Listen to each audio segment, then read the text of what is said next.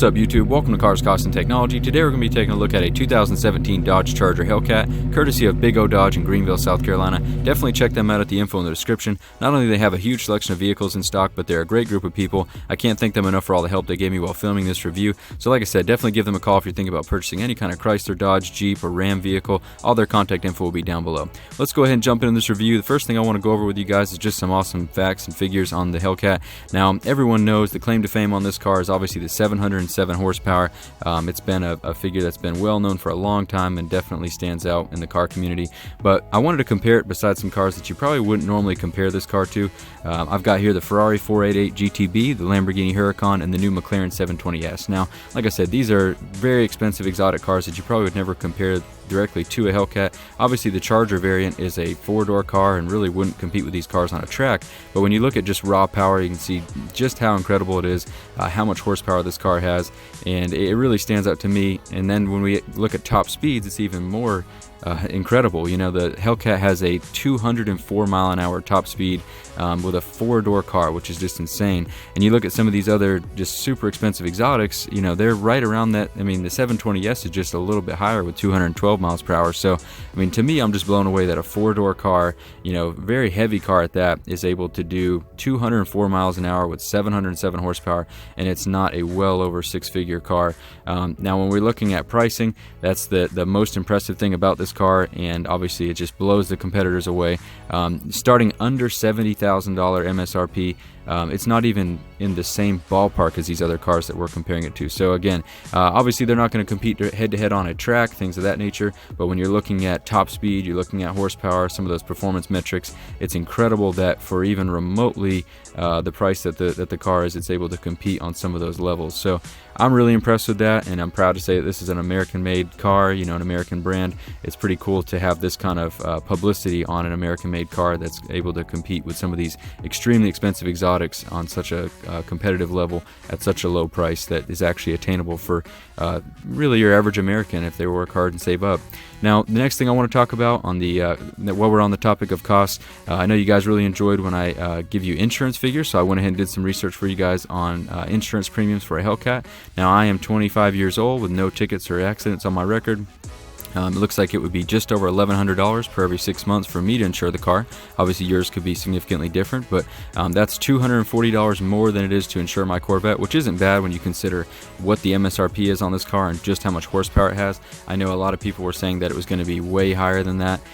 Next thing I want to go over is the tires. Now, obviously, when you buy a Hellcat, you can go ahead and anticipate doing some burnouts. You know, you can't have that much horsepower without lighting the tires up once in a while. They actually have relatively thin tires, comparatively speaking, at least, and I think that's kind of intentional just because they know people are going to be doing a lot of burnouts with these cars. But, you know, luckily they're not all that expensive at $181 per tire for the original equipment. That's not that bad. I mean, less than $400 for a new rear set. You can pretty much enjoy your burnouts without being terrified of what you're going to have to spend to replace them. I know in some of the cars with wider tires it's just ridiculous, but I've got both keys here, so we'll go ahead and kind of dive into this review. You got the black key and the red key, which I think is a really great idea. I really like that. Something that just feels cool about having the two different tiers there available. And just for comparison's sake, I've got my Corvette key here for all you Corvette guys that I know follow this channel. Very similar, obviously you're going to have similar functionality, but like I said, I just love the design of the red key. I think it really stands out, and it's just a cool thing, almost like the Bugatti speed key that unlocks all the horsepower in that car. Really awesome feature, and I think that that's a good idea. I'd like to see more manufacturers implement that.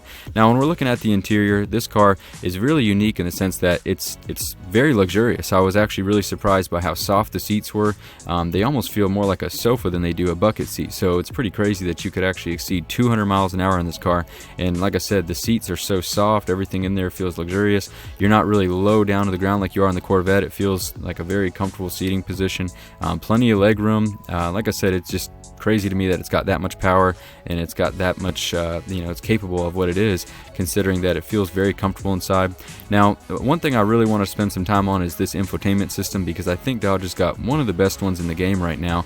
I was really impressed by all the different controls and how it's laid out. It's just very easy to use. It's got a lot of options, easy to see, and I like that the passenger can see it also. I know on my gauge cluster in my Corvette, it's got a lot of these similar options, but it's something cool about being able to show your passengers all these settings and all these different options. It's just a cool option, and I'd like to see that on more cars. And they've also done a lot of work in making it very modern and cool looking. You've got all your standard options and switches in here, but you've got some things in here that you don't see on most vehicles. Not only can you customize all of the usuals, but you can also adjust your horsepower. They've actually got the SRT performance pages that gives you not only some really cool gauges and options, but it's really well designed. It not only does it really functional, but it just looks cool. The fact that you can see the car here, this preview looks awesome. You've got all kinds of different gauges that you can access. I really like the fact that when you use the timer, you also have the ability to actually save those your times and your stats onto a USB drive. So I think that's pretty cool. I didn't have one with me for this review, but I think that's a really awesome feature that you could actually save those. That way you can keep it for down the road and show your friends, or save it for future race events. But outside of that, you've got some typical gauges here, everything from oil temperature, coolant temperature, battery voltage, boost pressure, all your typical contenders, but I just like the way they're laid out. I think it's a really cool effect to have it there in the center. I think it could potentially be somewhat distracting as the driver.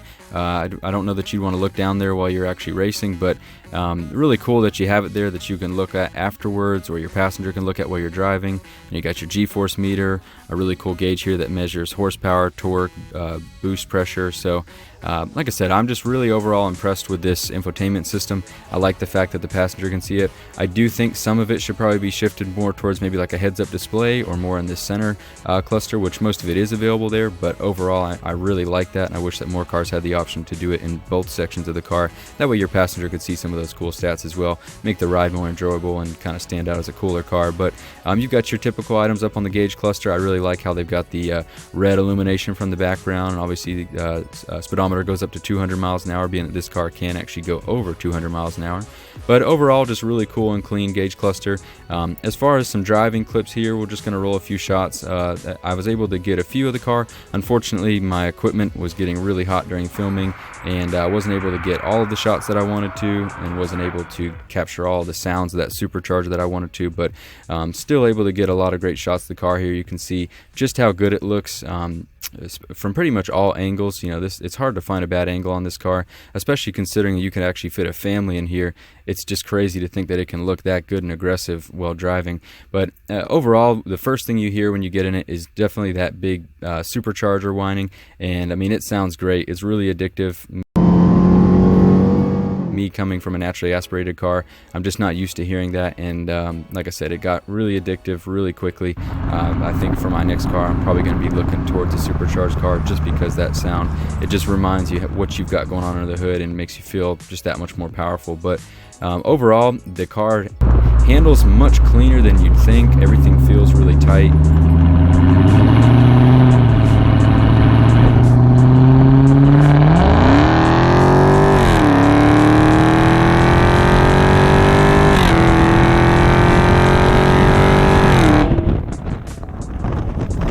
there's a nice little pull for you guys just to hear that 700 plus horsepower engine stretch its legs a little bit. But like I said, everything feels very tight and controlled. I was very surprised. I assumed that with that much horsepower, things would be a little out of control, a little bit intimidating, a little loose and sloppy, I guess you could say. But everything felt very tight and controlled. I was very surprised by how tame it felt. It's not an intimidating car at all. I believe with conservative throttle application, pretty much anyone could drive this car, whether they were experienced or not. I don't think you'd have to worry about it being too powerful or dangerous for an inexperienced driver. Now obviously if you get into all the settings, open up all the throttle and turn off some of the restrictions, yes, obviously you could get a little in trouble if you don't know what you're doing with all that power. But overall, I don't think anyone have that issue unless if they're actually trying to use all that power. So overall, very well-rounded car. I think if I were to have a family, this would 100% be my choice. It's just incredible to me that you can have this kind of performance and speed in this package for this price, you know, with the rear seats, full-size rear seats, you know, not a little seats like in a Mustang or Camaro. But overall, I really enjoyed reviewing the car. Again, big shout out to Big O Dodge. Check them out in the info in the description. But that's it for this one, guys. Definitely let me know in the comments what you thought about this review and what cars you want to see next. If you have any questions on the Hellcat, let me know down below. I'll do the best I can to answer them for you. Thanks again, guys. Have a great day.